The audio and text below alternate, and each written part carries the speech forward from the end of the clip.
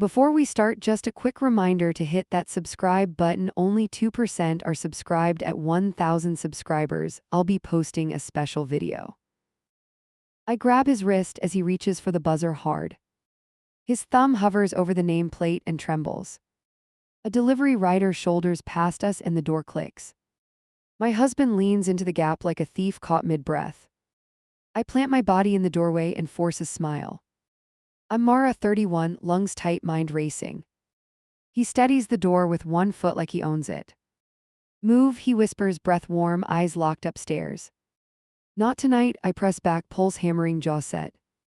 Above us an elevator dings, too close, too fast. A tenant exits with a small dog that barks once. The leash jerks and the dog bristles at our legs. Everything okay? The tenant asks, eyes flicking between us. Yes, I answer too quickly and the dog keeps staring. My husband grins at the intercom, his grin is wrong. He holds up a paper cup and points at the buzzer. Courier, he flashes the cup like proof and waits. Static hisses, then a voice asks for a name. He gives my boss's name and tilts the cup higher. I slap the cup down, coffee sloshes across my shoes. He watches the spill spread toward the threshold, calculating. Accident, I mutter, wiping my heel on the mat. The voice from the intercom crackles, then falls silent. He slides the cup aside and checks the directory again. My stomach drops as he touches her unit number. Stop, I take his phone quick and clean. His eyes flare as he pats empty pockets, caught. Down the hall, a security mirror throws back our shapes. I lift the phone and hit the power button. He smiles like I just offered a key. Footsteps slap the stairs, fast, impatient, getting closer. He reaches past me for the door as it shifts. I swing the door shut and jam my shoulder against it. Metal groans as whoever is coming tries to pull through. My husband leans harder, his whisper turns knife sharp. Move, Mara, his hands cage the frame, knuckles white. I refuse and he laughs once, short, humorless, cold.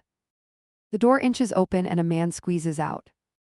He curses and squeezes by us into the rain. My husband slips a toe inside and winks. You're done, I tell him, voice steady, knees shaking. He tilts his head like he's listening for a cue. A camera above the mailboxes turns and blinks red. He angles his face away like he knows its arc. I picture security replaying our dance on loop. A cab honks short, annoyed, right at our backs. Traffic pushes us toward the curb and splits our focus. He takes the moment and wedges the door with a coin. The gap holds like a breath that refuses release. I look at the coin and want to scream. He raises his phone for a timed burst of shots. I lift my chin into frame and wreck the angle. Please, I say, voice low, not begging, not soft. He fires anyway and the shutter chatters like hail. Upstairs a balcony light flares on and off. My phone buzzes and I don't check it. He checks his and smiles like a plan landed.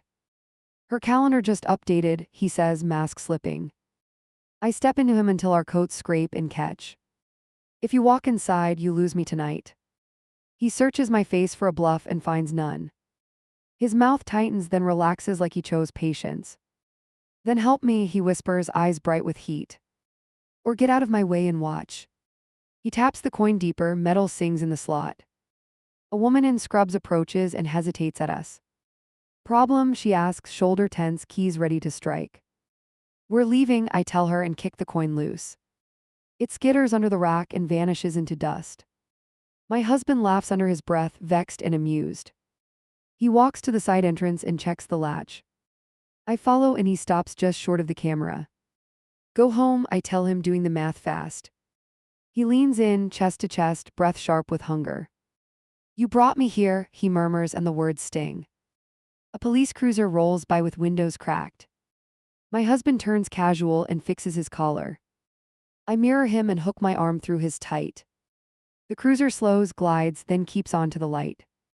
He leans into me and whispers one last try. 5 minutes, I need to see her leave.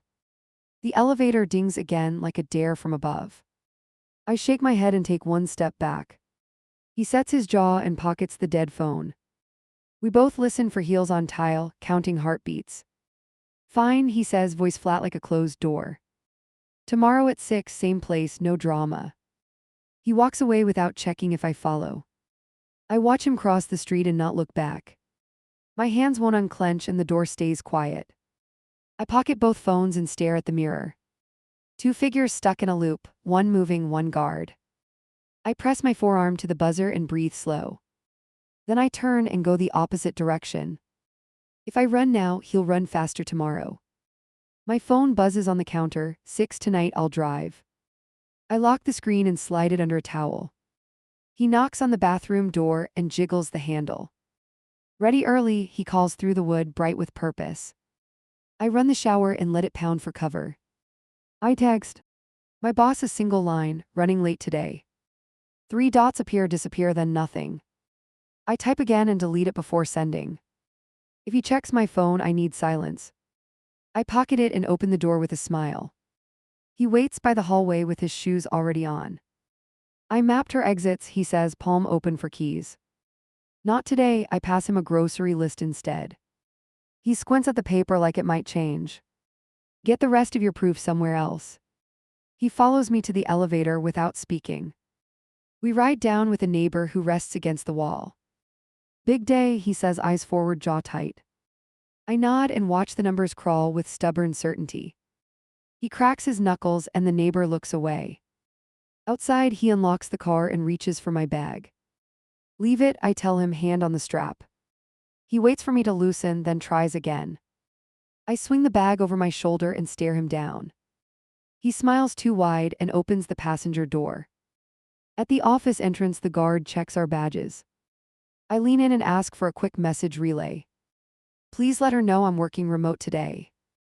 The guard lifts an eyebrow and taps something fast. My husband notes every word and files it away. In the elevator, he studies our reflections with care. You're doing remote, he says, playing it neutral. Health stuff, I press a random floor and step out. He stays inside as the doors begin to close.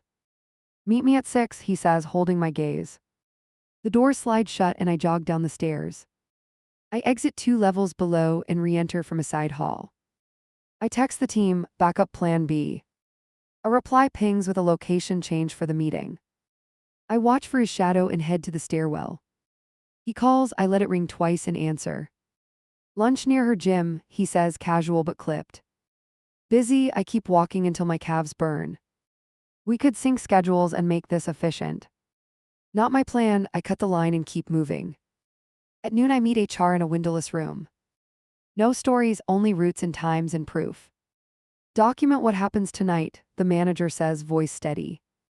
Do not intervene, call us first if he escalates.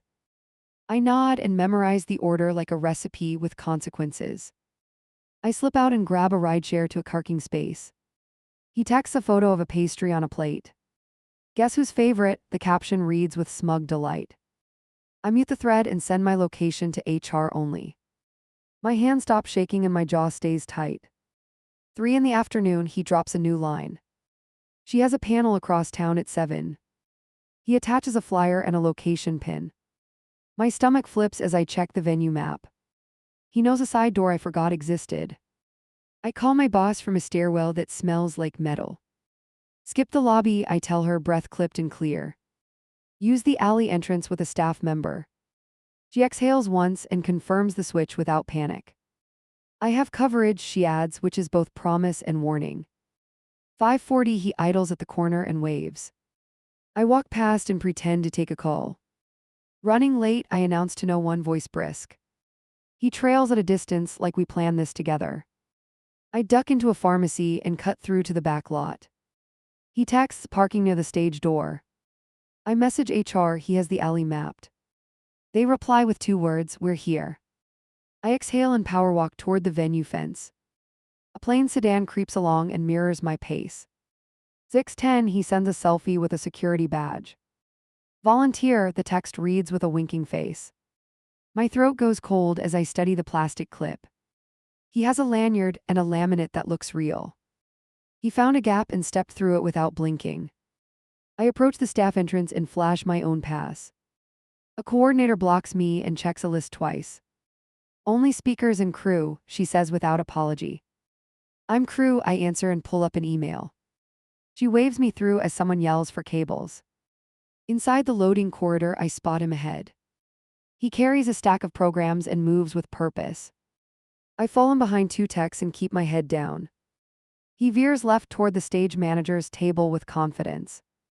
I text HR he's inside, I can see him. The panel begins with a burst of applause from beyond. He hovers near the curtains and scans the wings. A staffer shoves a headset into his hands with urgency. He nods and puts it on like it belongs there.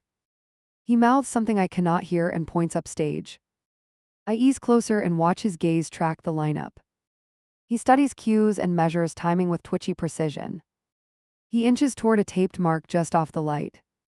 A volunteer steps into his path and requests his post. He pivots and smiles and returns to the table. I catch the stage manager during a shuffle in the cues. "That guy," I whisper, pointing without pointing. "He's not on your list." She narrows her eyes fast. She checks a clipboard and stiffens at the mismatch. "Keep him talking," she murmurs, already dialing. He senses the shift and picks up the programs again. He upper oaches a side aisle with a clear escape line. I step into his lane and hold out my hand. "Trade," I tell him, palm open for the stack. He grins and lets them drop, so I must bend. By the time I catch the last copy, he is moving. He slips through a cluster of interns with easy charm. I follow hard and catch the edge of his sleeve. He turns almost gently and taps my wrist once. "Watch greatness," he murmurs, eyes burning with certainty. Two security officers appear from the darkness behind him. One flanks his left and the other blocks the exit. He lifts both hands and laughs like this is theater. The stage manager points to the laminate on his chest. "Counterfeit," she says, and the laughter drains away. He looks at me as they escort him toward the hall. "Come with me," he urges, barely above a breath. I shake my head and motion the officers forward. He straightens his shoulders and rehearses an expression of calm. From the stage, my boss begins her first line. He twists at the escort's grip and pivots toward the aisle. The officer tightens once and steers him to a service door. I shadow them at 10 paces, heartbeat counting each step. From the stage, applause rolls again like a cover noise. He tries to charm the staffer blocking the corridor. "Quick word with the moderator," he offers, palms high. The staffer points to a folding chair against the wall. "Wait here," she orders, and nods at the officers for backup. I text HR, he's detained near loading bay C. A reply flashes, "Stay visible and keep recording." I lift my phone and hold the frame steady. He turns his head just enough to find my lens. "Tell her I'm helping," he murmurs, eyes locked on mine. "Tell her there's a risk she missed." I lower the phone and step closer than polite. "What risk?" I ask, because vagueness shelters trouble. He smiles without warmth and nods toward the ceiling rig. "Online chatter flagged tonight," he whispers, almost pleased. Wrong time to reduce watchers, his toes tap a rhythm. The officers glance up, then back to his feet. A coordinator arrives with a clipboard in both hands. "Credentials?" she asks him, already unimpressed and brisk. He produces nothing and shrugs with practiced innocence. The officers exchange a look that says enough is enough. They start the walk toward the exterior checkpoint again. He goes quiet for 3 strides and then lunges right. A crate skids as he clips it with his hip. The hallway erupts with shouts and the crate keeps rolling. I cut across and block the narrower path ahead. He rechecks angles and calculates faster than good sense. The officer hooks his arm and pins the momentum flat. He exhales once, sharp and angry, but he stops. My phone buzzes with a new unknown number. I answer and block the mic with my sleeve. A voice recites backstage directions and a seat row. "Is that you?" I ask, but the line drops. He watches me pocket the phone and tilts his head. "See," he mutters, almost triumphant, almost kind. 2 threats, not 1, his mouth twitches like victory. I text HR again and include the instructions verbatim. The coordinator reads my screen and pales a shade. "We scrubbed public maps this morning," she whispers. "Those directions aren't listed anywhere," she adds, unsettled. She signals for a sweep and points to both exits. He leans toward me as if offering comfort. "You need my notes," he says, lower now. The officer shifts and blocks his shoulder with a forearm. He laughs once and looks past us to the stage. A runner sprints by with a headset and a list. 10-minute break, the runner calls, sweating and focused. The coordinator holds up a hand for updates on security. Clear the green room, she orders, voice steady and clipped. I step closer and test a line I hate. Share the notes and walk out, I tell him. You can email them and keep your distance. His eyes flicker like he heard permission, which terrifies me. He nods slowly and asks for his phone back. I shake my head and point to the officers. One of them produces a clear bag with a device. He swears under his breath and the charm finally cracks. The unknown number calls again and I answer. Static, then a man whispering the panelist order wrong. He repeats a name that shouldn't be there tonight. I record the call and flag the timestamp for HR. The coordinator steps into the call audio and listens. She mouths that name back, then checks her list. Not scheduled, she confirms and texts the front door. Her fingers don't stop moving as she scans the hall. He shifts in the chair and tries a softer approach. Let me stand near the stage right exit, he says. I can watch for that name and block entry. The officers stare as if he offered gasoline. I kneel so we are eye level and close. You are not her guardian, I tell him firmly. You are making noise that hides real danger. He swallows and stares at the floor like a scolded kid. A new alert pings my screen with a photo. It's the alley from last night, Wit. H fresh graffiti. A tagged message repeats the wrong panelist's name twice. HR replies instantly, police notified, hold position and observe. The officers lift him to his feet and start moving. He takes the cue and walks without another feint. We pass a stack of flight cases and a utility sink. He looks at it like a mirror and fixes his hair. Near the checkpoint, a supervisor waits with a tablet.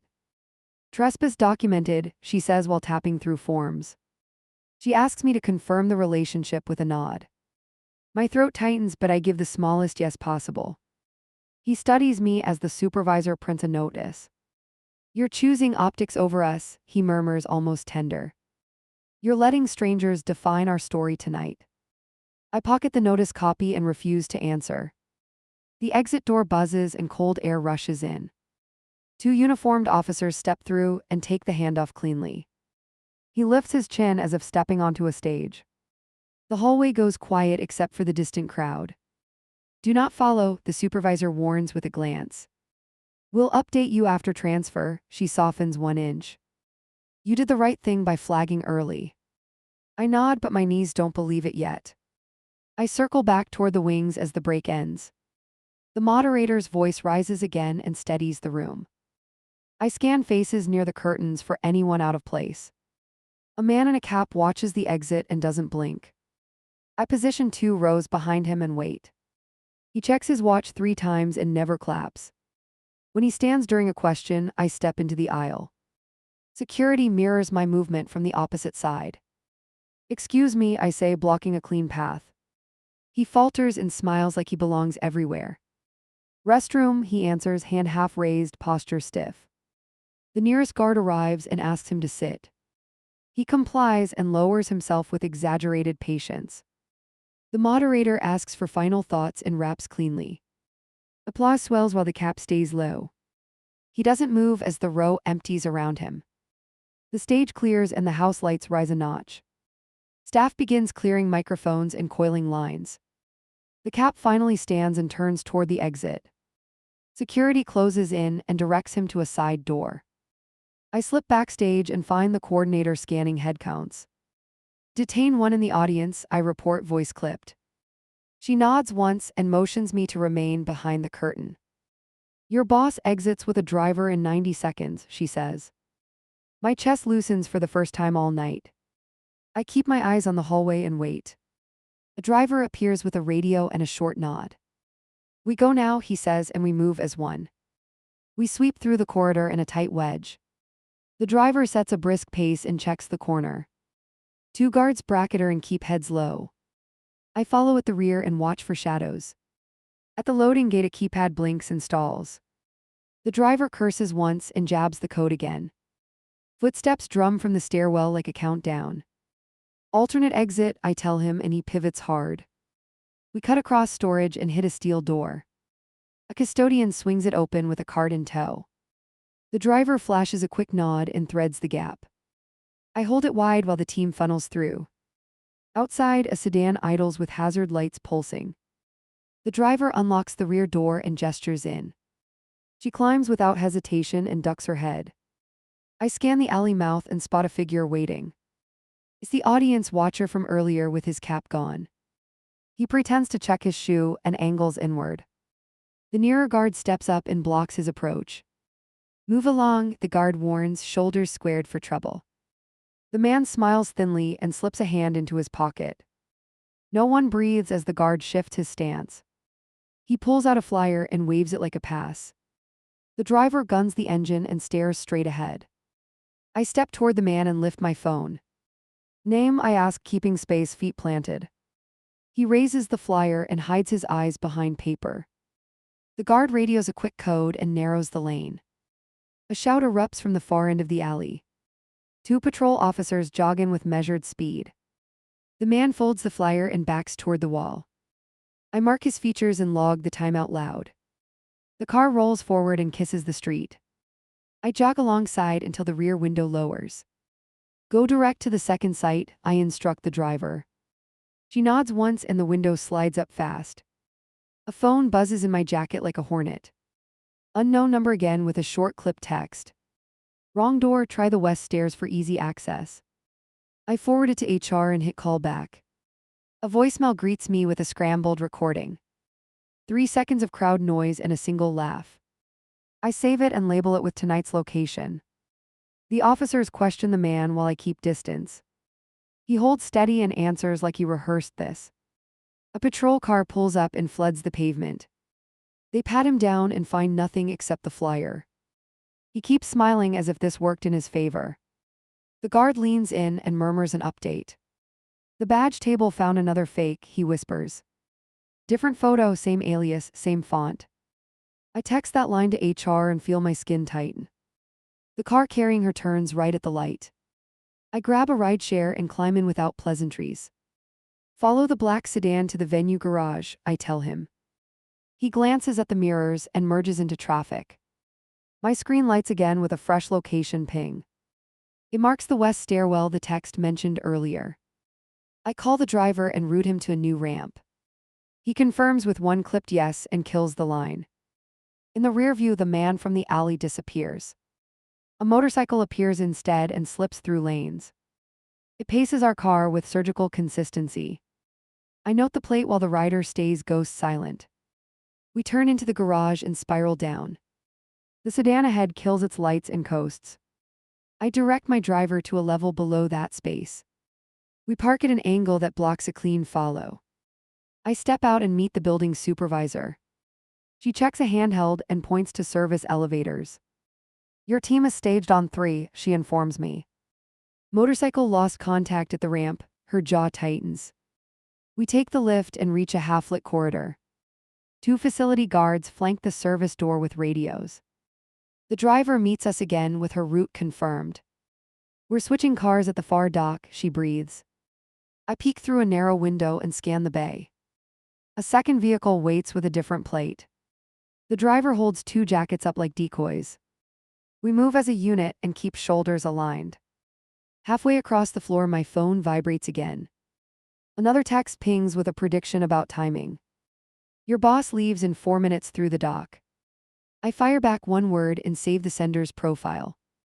Footsteps echo from behind the towering crates. A volunteer lanyard appears before the person does.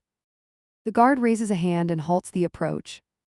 Credentials verification, he says and extends his palm. The newcomer freezes and glances at the cameras. Then drops the lanyard and bolts toward the ramp. One guard gives chase while the other holds our route. I force my breathing slow and keep the car in sight. The dock door lifts and cool air rushes through. Our second vehicle noses closer and lines up square. She slides in with the driver pressed to the wheel. I slip into the front seat and secure the lock. A truck backs up and blocks the view behind us. The guard slaps the trunk twice and we launch forward. We take a service road that skirts the main exit. The motorcycle reappears in the mirror like a bad coin. The driver accelerates and threads between retaining posts. The bike tries to match and clips a bumper hard. It wobbles and recovers and keeps hunting our lane. I brace my hand against the dash and count seconds. I call the supervisor and request a rolling closure. She grants it with a terse acknowledgement and a plan. Gates swing down across the exit 2 turns ahead. The bike swerves right and disappears behind a pillar. We clear the barrier and loop onto a side street. The driver checks the mirror and shakes her head once. Tail gone, she says, and cuts left into a tunnel. I let out a breath and save the license details anyway. We arrive at the second site without ceremony or pause. Security opens a private lobby and waves us inside.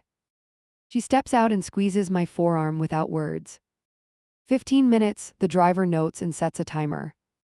I move to the far corner and scan for line-of-sight threats. My phone vibrates with a final message from the unknown number. Good rehearsal, next time bring real security. I forward it to HR and to the patrol supervisor. The elevator doors open and the legal counsel steps out. He looks at our faces and answers questions before they form. We have an order drafted for immediate coverage, he states. Sign upstairs and we trigger enhanced detail tonight. I nod and hold the door while she enters the lift. The driver joins, silent and focused on the keypad. We rise together without speaking and watch the numbers crawl.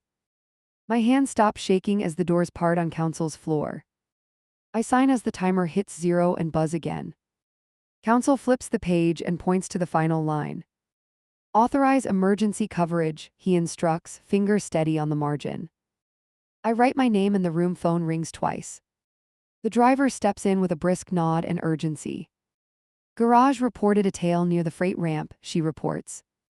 Counsel pockets the documents and lifts his handset. We execute now, he says and holds the door for us. My screen lights with the unknown number mid-stride. West stair blocked, use atrium elevators for a cleaner exit. I forward it to HR and police with one tap. The driver studies the text and adjusts our route without debate. Elevator doors part and 2 men try to enter. Security plants an arm and forces them back 1 step. Hotel guests, 1 protests, hands spread and shoulders. Next car, the guard replies and lets our doors shut. We descend to a mezzanine no visitor uses. Counsel hands me a laminated line to recite under stress. If challenged, say Delta 30 and request the shift lead. I taste the words and nod because I might need them. The driver checks the service corridor for movement. Clear for 10 seconds, she breathes, then launches us forward. We cross to a locked office where a printer hums. Counsel stamps the order and snaps quick photos for dispatch. My phone vibrates with a voice note from a new account. I hit play and hear him whisper like we share a secret. Let me stand near her exit and intercept threats. I save the clip, then add it to the file with a mark. A patrol supervisor calls and keeps it short. We picked up the cap from the venue with a list. Anything sharp, I ask, bracing for the answer. Box cutter and a schedule, he confirms and hangs up. Counsel reads me the next steps in crisp beats. Unit goes to your home to serve the order. You do not engage if he appears at the door. You text us only if you hear his steps. We move with the driver through a loading bay. A replacement sedan idles near the ramp and waits. She climbs in and squeezes my hand once, quick. I slide into the front and lock the belt in place. We exit through a maintenance gate and merge left. My screen pings with a new path from the same number. Don't fight this, the text reads, sugary and cruel. I archive it and send the header to the detective. The car drops us at a branch office for signatures. Counsel spreads the copies and checks each initial. He passes me a small card with 2 hotline numbers. Use the first if he calls from the lobby, he says. We finish and the driver signals for the hallway again. HR pings my thread with a hotel address for her. Separate floors, the note reads, along with 2 check-ins. I acknowledge with a dot and mute alerts for 10 minutes. A courier hands Counsel a stamped envelope for the precinct.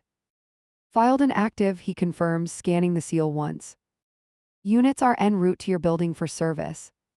The driver looks to me, waiting for my call. Home first, I decide, and my throat tightens. I need a bag in the backup drive right now. The car slides into traffic with precision and silence. I watch every mirror like a twitch I cannot stop. We reach my street as two officers step from a cruiser. They meet us at the entrance and show their body cams. We'll walk you up and stand by in the hallway. I nod and feel my palms go damp and stubborn. The apartment door sits ajar by an inch and quiet. The driver raises a hand as the officers approach. One calls out while the other checks the frame. They push through and clear rooms with quick practiced motions. I step inside only when they wave me forward. On the table sits a single spiral notebook open. Across the first page, someone wrote times and meet points. The pen rests in the gutter like it was dropped mid-thought. My phone buzzes inside my bag with a new alert. Device moving with you, the screen announces, cool and surgical. I dump the contents and find a coin-sized tracker in the lining.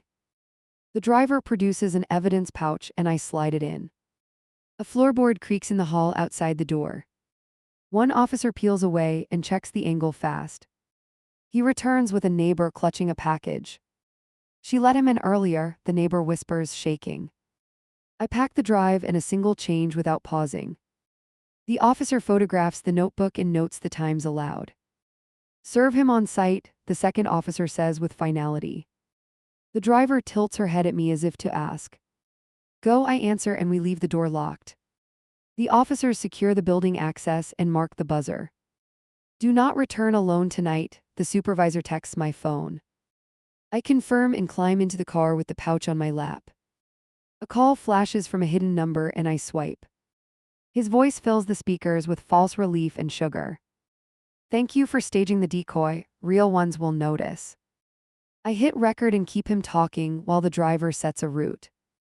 Where are you? I ask, holding my tone level. Nearby, he replies, casual like ordering takeout. Ready to debrief after her session, he adds, confident. I mute my mic and mouth the word location to the driver. She shares my screen with the officer through a quick link. He begins a trace while I stall with a bland question. What channel are you using for alerts tonight? He laughs softly and says, the one you taught me. The driver squeezes my elbow as a message arrives. Trace hit payphone by the river, unit dispatched. I unmute and tell him I'm at home packing. Silence follows, then a light click, then nothing. We reroute to the hotel where she now waits upstairs. Security meets us in the garage and scans the perimeter. I hand off the tracker and the phone recording. They bag both and log the times on a clipboard. In a suite converted to a command post, screens glow. The supervisor points me to a chair near the door. Two options, she says in a steady cadence. You stay here tonight or you relocate to a friend. I choose here because running splits our coverage and timing. She nods and relays the decision into her radio. Counsel appears in the doorway with a printed update. Judge extended the order for 72 hours, he states. An officer enters with a photo just pushed from patrol. It shows him near the river with a phone at his ear. A second frame shows him watching our building entrance. Timestamps place both within 20 minutes of each other. He has help, the supervisor concludes with a hard glance. We will identify the helper through the list you saved. Focus on this room and stay reachable, she adds. I breathe out and send every screenshot again with labels. My boss steps in with a guard to her left. She scans my face, quick and clinical, then nods. Any new threat vectors, she asks, all business now. Tracker planted in my bag and a payphone trace, I reply. She processes both and adjusts the plan without ceremony. We cancel tomorrow's appearance and move to remote. Security will stage decoys at 2 entrances, she adds. The supervisor cosigns and starts dispatching the teams. My phone lights with a new text from my landlord.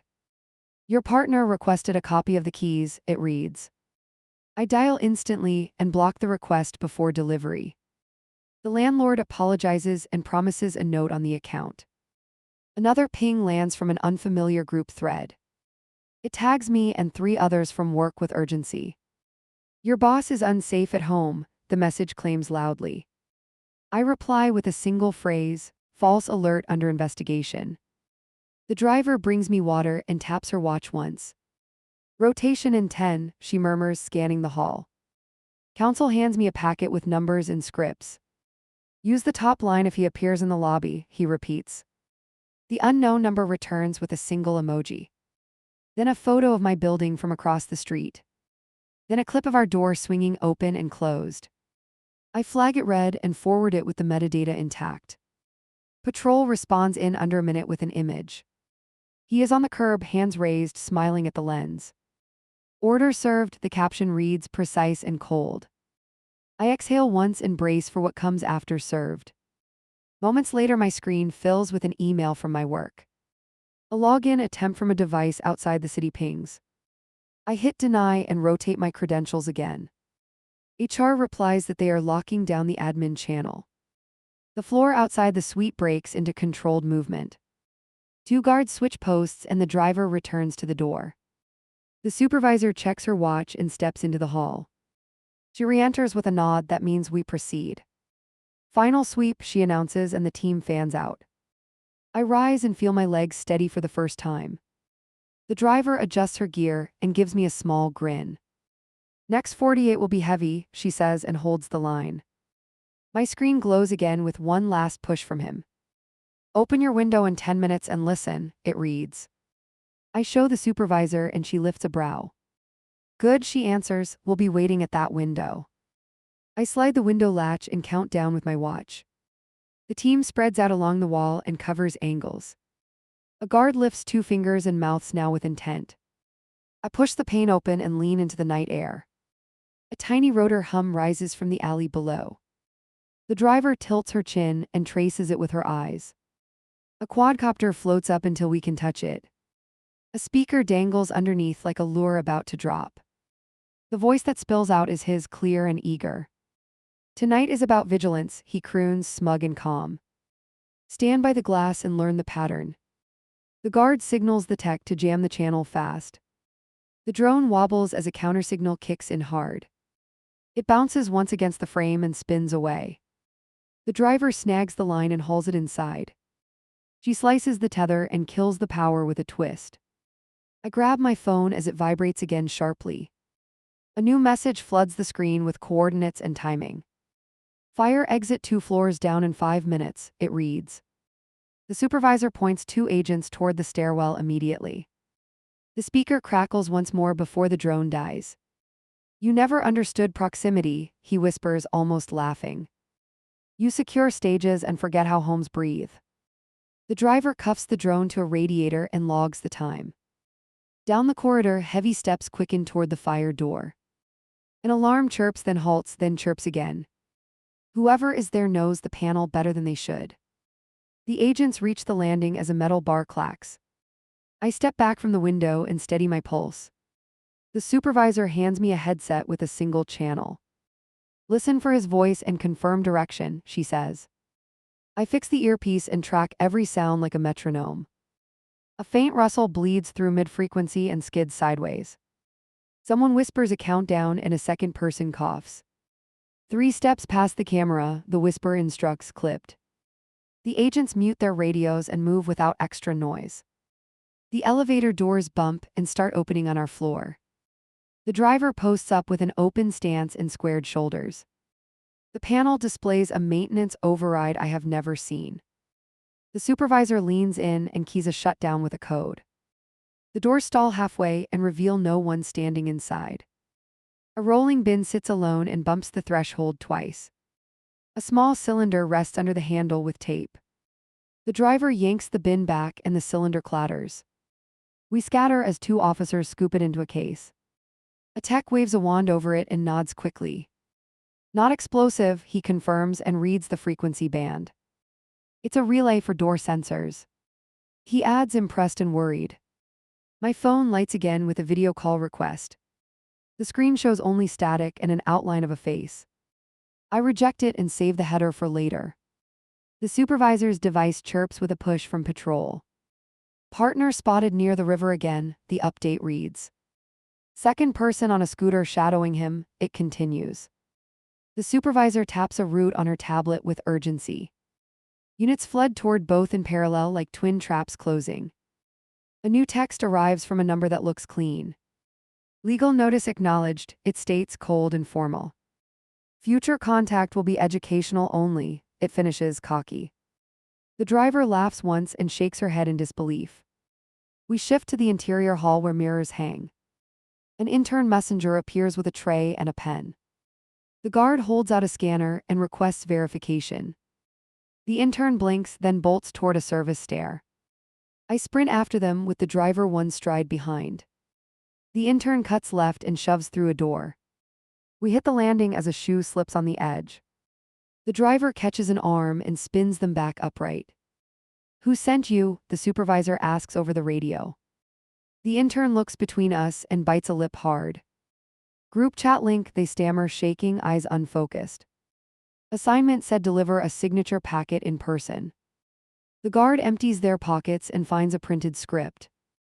It lists phrases to repeat if questioned and cornered. One line reads, "Say you know the speaker personally." Another says, "Mention a shared charity to gain trust." I photograph each line and send it to the detective. He replies with a short message that chills me. Template matches another case from 6 months ago. We add that note to the log and lock the stair. Back in the suite, the headset crackles with a name. Not hers, not mine. A fake moderator calls for entry. The driver clenches her jaw and nods for silence. Footsteps cross carpet outside the door and stop dead.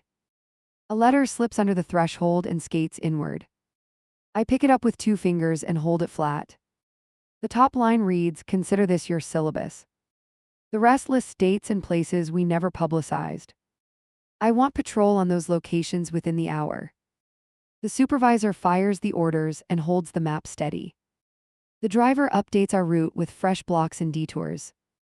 I text building management to lock every stairwell past midnight. My phone buzzes with a voicemail transcription and a timestamp. His words crawl across the screen like a slow drip. I am outside and unarmed and ready to coordinate. I forward it with the order number and my location tag.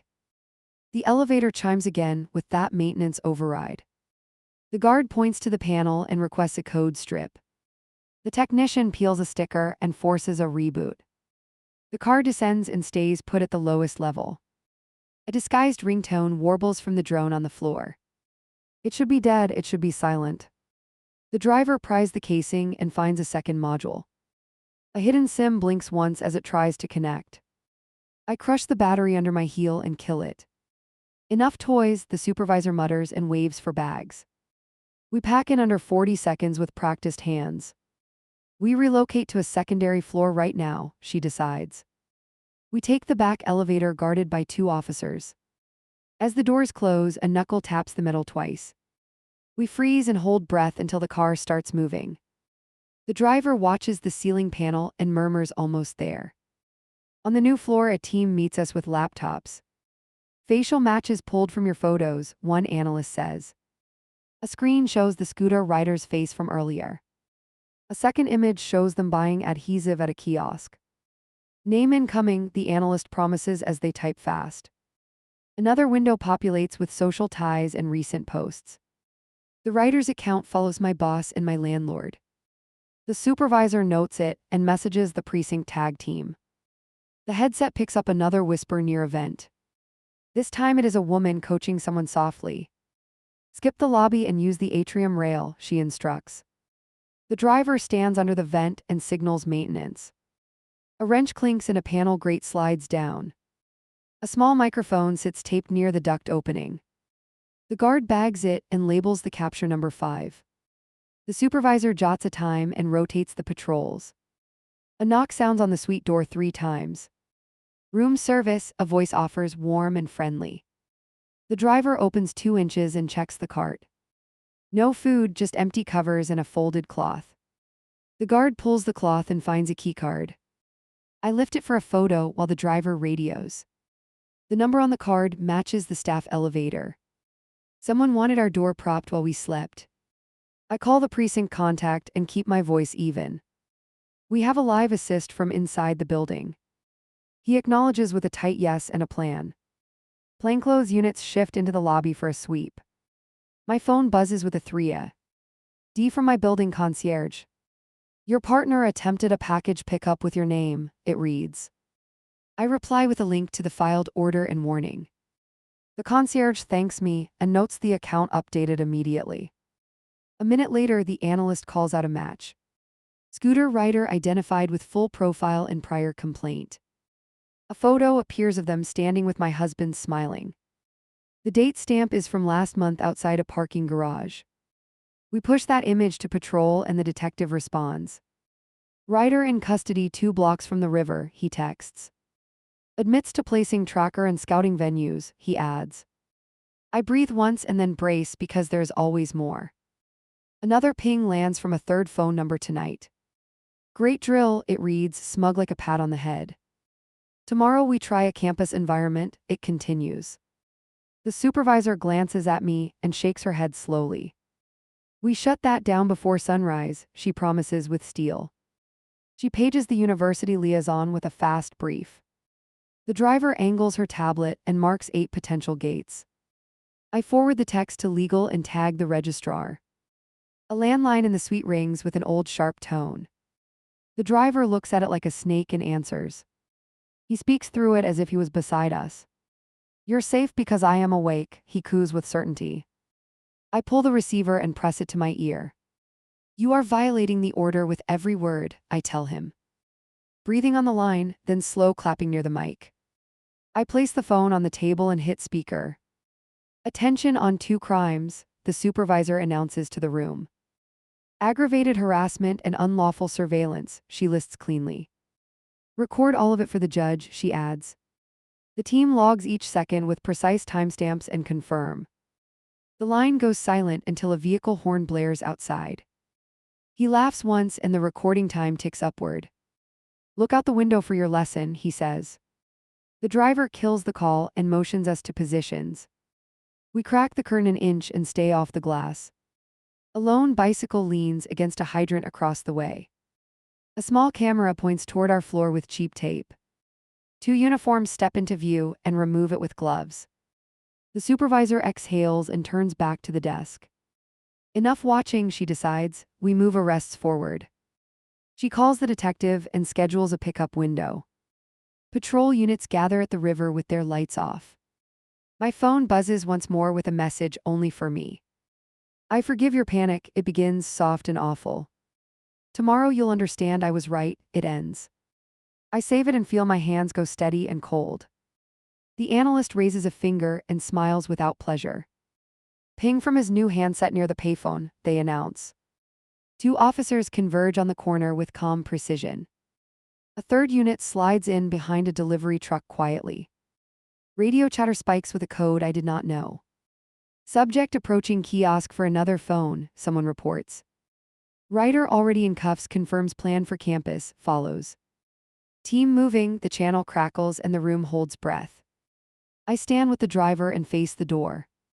The supervisor lowers her headset and meets my eyes.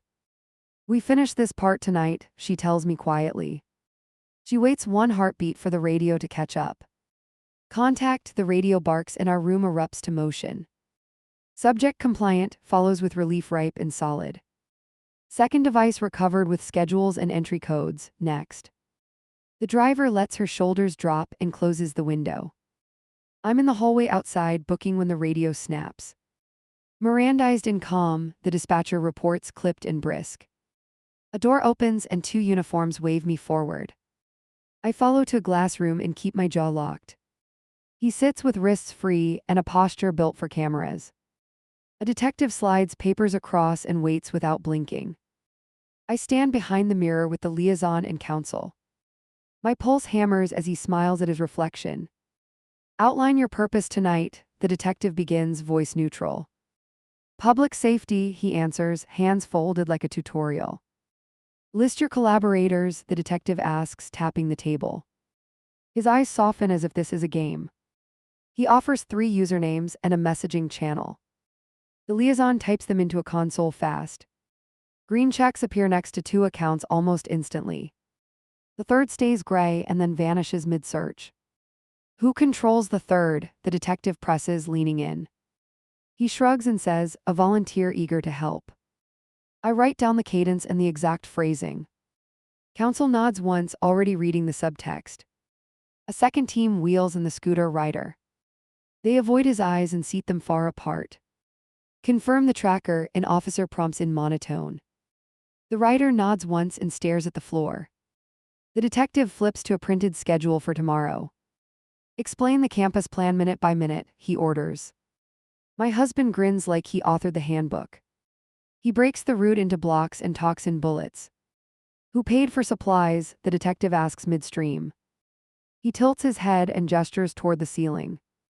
Crowdfund, he answers, smooth as a rehearsed line. The rider flinches and squeezes their fingers tight. The liaison hands me a tablet with a live pull. Transactions appear from burner cards and prepaid wallets. One payment links to a donor with a familiar domain. My throat goes dry as I recognize a work vendor. I text HR and tag procurement without ceremony. Freeze that vendor and pull their access, I write. Also check shared calendars for unusual export, I add. 3 dots appear and then in all caps confirmed. An officer brings in a sealed envelope from property. Inside lies a thin notebook filled with markers and arrows. Every arrow points toward my boss's weekly stand-ups. Dates match meetings that never appeared online. Source for these dates, the detective asks, eyes narrowed. He smiles and says, husband privileges, like a trophy. The room behind the glass goes silent for a beat. I stare at the page and count down from 5. The liaison steps out to call the judge again. Counsel leans close and lowers his voice for me.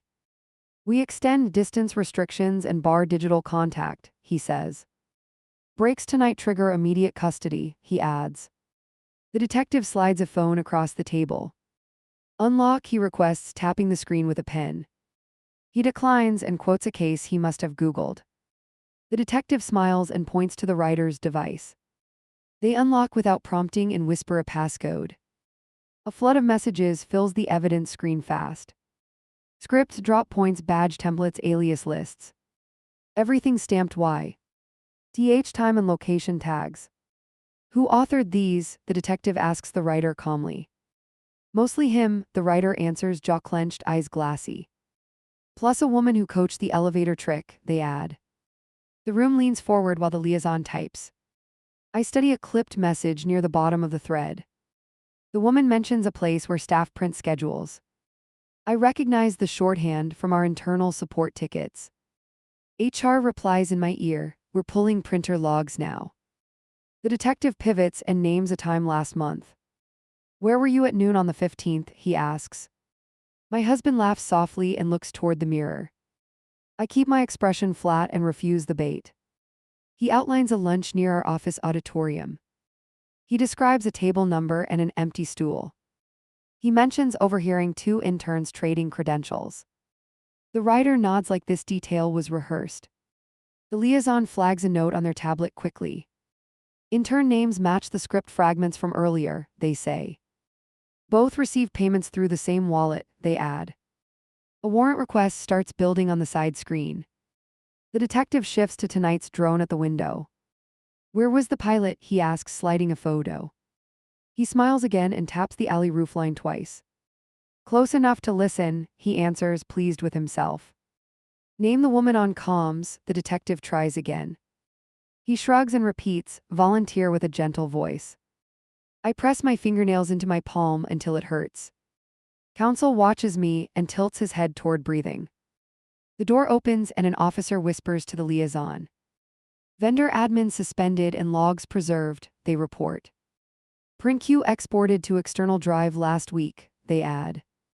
The liaison texts legal with 3 rapid lines. The detective slides a photo from the payphone stakeout. It shows him messaging with a second handset nearby. Where is that device? The detective asks, tone steady.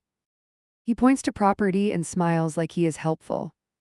The writer requests a minute and glances toward water. I did not know about campus, they blurt fast. Just the hotel and the venue relay, they continue. The detective notes it and marks a distinction. A sergeant enters with a clear bag of keycards. 2 carry hotel logos and 1 matches our building. Where did you get these? The sergeant asks direct. Recycling bins, my husband answers, voice light and proud. Counsel inhales and exhales through his nose once. We add attempted access under false pretense, he murmurs. The liaison nods and updates the charge list quickly. I keep my hands still and let the room work. Who's your end goal? The detective asks, leaning back. Excellence, he answers with a smile that curdles air. People fail without watchers willing to step close. The writer looks shocked, like they finally heard the motive. The detective closes the folder and stands without ceremony. Interview paused for counsel, he announces to the camera. 2 officers guide my husband to holding with measured steps.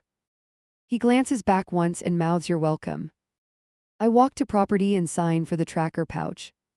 The clerk lists our items and locks them again. I request a copy of the chain for HR. He prints it and stamps the corner twice. The liaison pulls me aside near the vending alcove.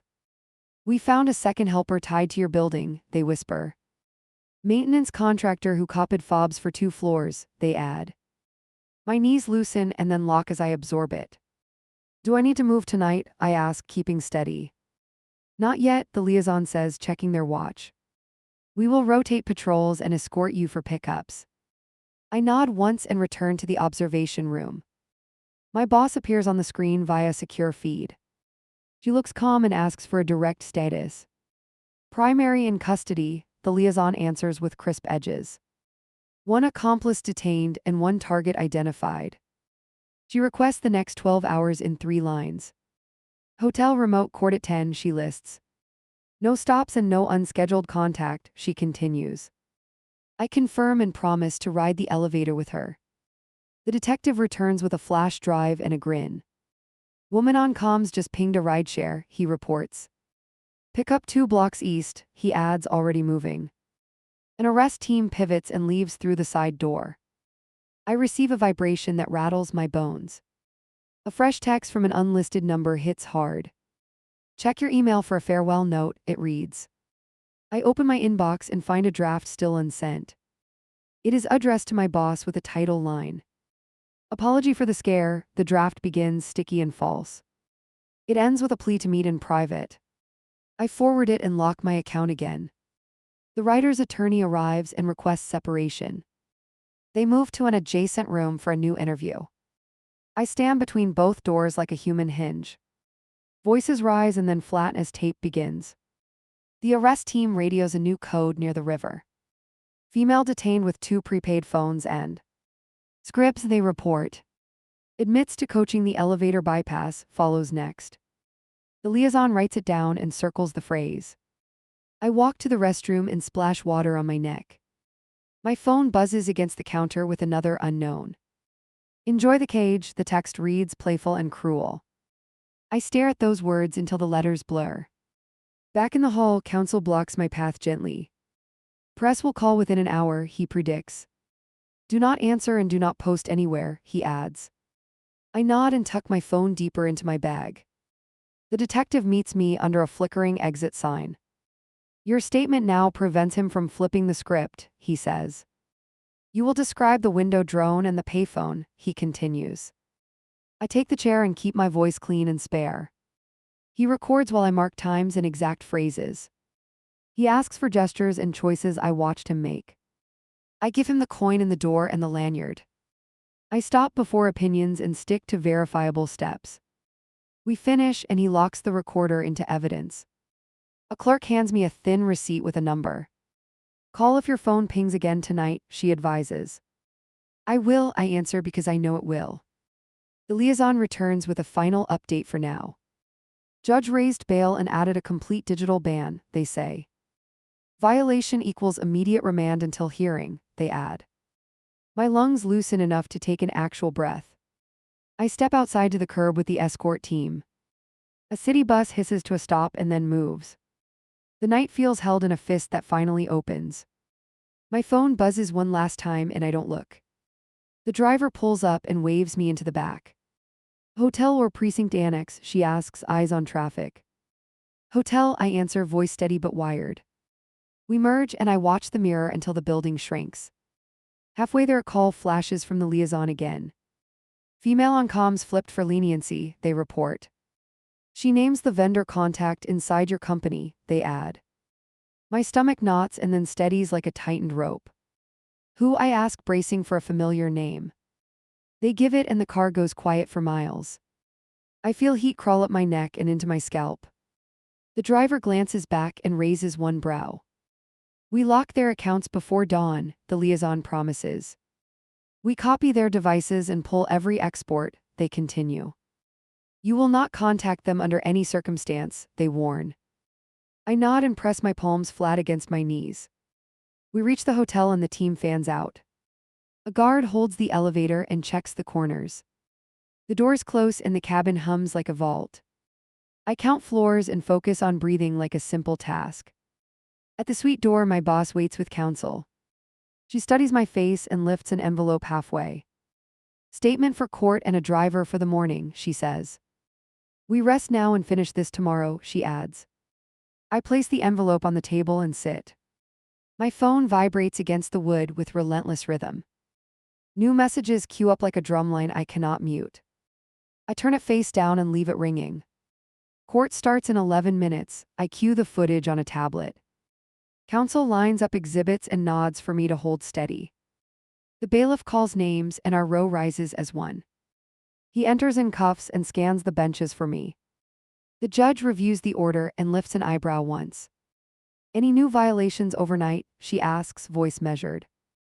Counsel raises the drone photo and the payphone logs. The judge writes, then looks at him like a brick. He speaks without being asked and flinches at the gavel. Public oversight, he blurts, mouth tight, tone bright. The judge notes contempt and adds restrictions in crisp lines. 0 contact, 0 proxies, 0 devices, she rules, firm. We break into the hallway while reporters crowd the doors. Counsel uses his shoulder and shields my face cleanly. No statements, he warns, eyes on the jostling phones. My screen vibrates anyway with a new unknown ping. The text reads, "You're safe because I trained you." I screenshot it and forward it to the detective. He replies with a thumbs up and a short arrival window. Interview your vendor contact at 9, his message ends. Elevator down, garage level, car waiting with the engine running. Security hands me a bag tagged with my room number. Inside sits the second tracker the writer mentioned. I hold it flat and feel the weight like proof. At the hotel suite, counsel spreads out the day's map. Campus cancelled, staff briefed, vendor locked, he says. A knock lands and the liaison steps through mid-sentence. Woman on comms flipped fully, they report with urgency. She names the contractor who cloned building fobs, they add. My lungs seize, then restart like a stubborn engine. Arrest team en route now, the liaison continues brisk. I nod and my hands finally stop shaking.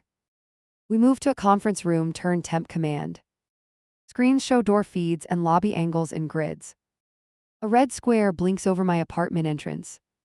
A unit WA. It's there with 2 bodies in view. The camera zooms and frames the contractor's face. He fishes in a pocket and palms a card. Officers close from both sides and pin his wrist. He freezes, then kneels as the cuffs click. Back to work, the liaison says without celebration. They point to my laptop in the vendor audit. You'll verify export events with timestamps and names. I open the console and start the crawl. A log blips with a download during last week's storm. File name matches those stand-up dates from the notebook. User field shows the vendor admin plus a helper. I highlight both and push them to legal. My boss appears at the threshold with a guard. She meets my eyes and waits for the meet. Vendor and contractor in play, I answer terse. We cut campus, we shift to sealed meetings. She nods once and faces the screen of feeds. Do we rotate exits every hour, she asks. Every 40 minutes, I counter, thinking of the scooter. She accepts it and taps the map twice. A ringtone trills from an envelope near the door. No one touches it until the tech clears it. Inside lies an old phone with one message queued. I press the button and hear his whisper. You're avoiding greatness, he breathes, slow and satisfied. Tonight we recalibrate at the Overlook, he continues. The tech grins sadly and yanks the battery out. I forward the audio and mark the cliff as poison. We head to the precinct annex for statements. I sit across from the detective with a recorder. He asks only for verbs and locations and times. I give him angles, taps, steps in silence. He plays the voicemail again and watches my face. Do you want a protective relocation? He asks. I weigh it for 3 beats and shake my head. I want my job safe and my door clean. Phone buzz HR. Subject line reads incident actions executed. They confirm the vendor contract suspension and the wipe. They also confirm my temporary transfer to a new team. I accept with one word and send the wall photos. Lunch hour hits like a hammer and keeps swinging. The writer offers a written statement with names and codes. The woman on comms maps 3 fake volunteer scripts. The contractor lists 2 clients in 1 stash locker. We caravan to the locker with a judge's stamp. Bolt cutters, plastic sleeves, laminated passes, and printer plates. The detective grins without humor and stacks them by type. I photograph each stack and label it for HR. Back at the annex, a public defender requests a break. We stand and stretch and refill cups in silence. Counsel leans in and lowers his voice near my ear. You finished the marriage today, he says, not asking. I call a new number he hands me without flourish. The attorney answers with a dry greeting and a clock. Emergency order of protection plus separation filing, I request. She agrees and texts a list of documents in seconds. I open my email and start uploading what she needs. Lease joint account letter, photo of the door notice.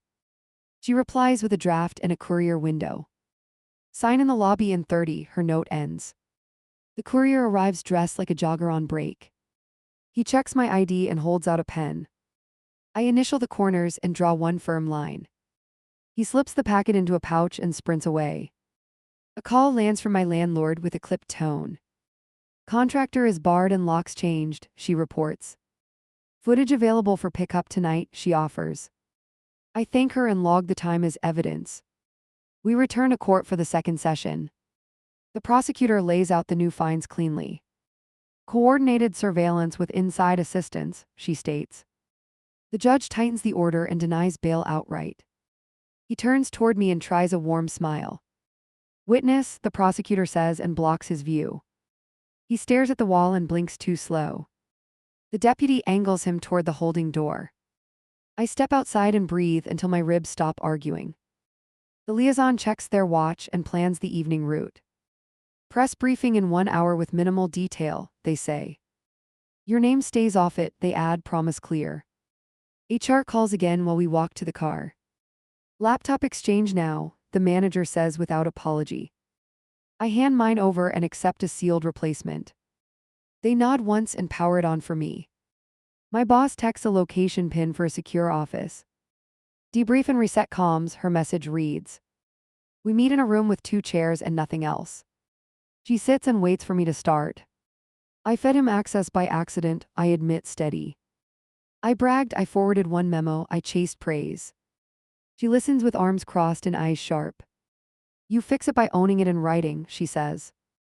I write a brief statement that names my mistakes plainly.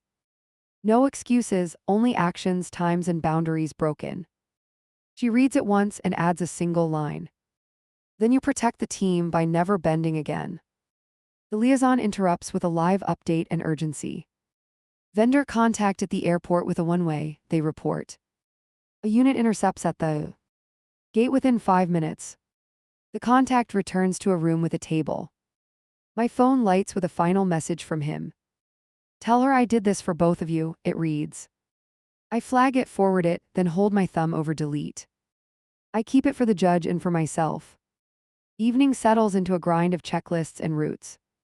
We rotate entrances and drill the staff on scripts. The techs sweep ducts, vents, bins, and stray carts.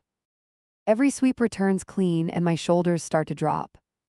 Counsel gathers us around a printed schedule for tomorrow. Court again at 10 with new counts, he notes. Your statement will anchor digital conduct restrictions, he adds. I nod and memorize the order to speak only facts. We return to the hotel for the last briefing. A guard posts outside and logs each arrival time. The liaison hands me a prepaid phone with 4 numbers. Use this only if your primary is compromised, they instruct. I finally open my own device and scroll. Missed calls stack like a chorus from the same source. I forward them to evidence and erase the log.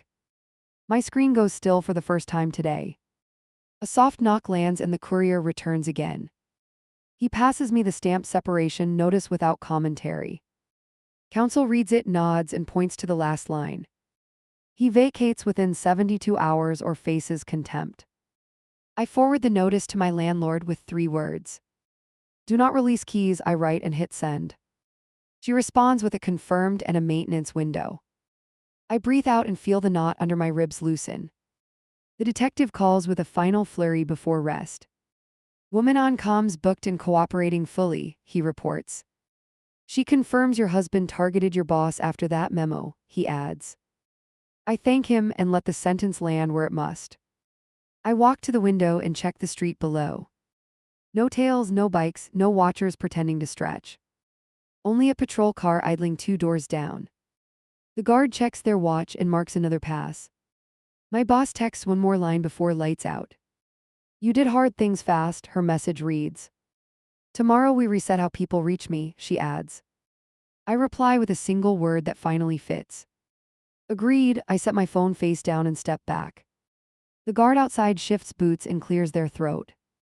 In the other room, counsel closes a folder carefully. I swallow once and choose what happens next. I open my email and draft the final move. I resign from his emergency contact and remove him everywhere. I freeze the joint account and route my paycheck alone. Then I call the attorney and book the morning slot. I end the day at the table with the prepaid phone. I write the new rules on a card and slide it under. No messages, no favors, no side channels ever.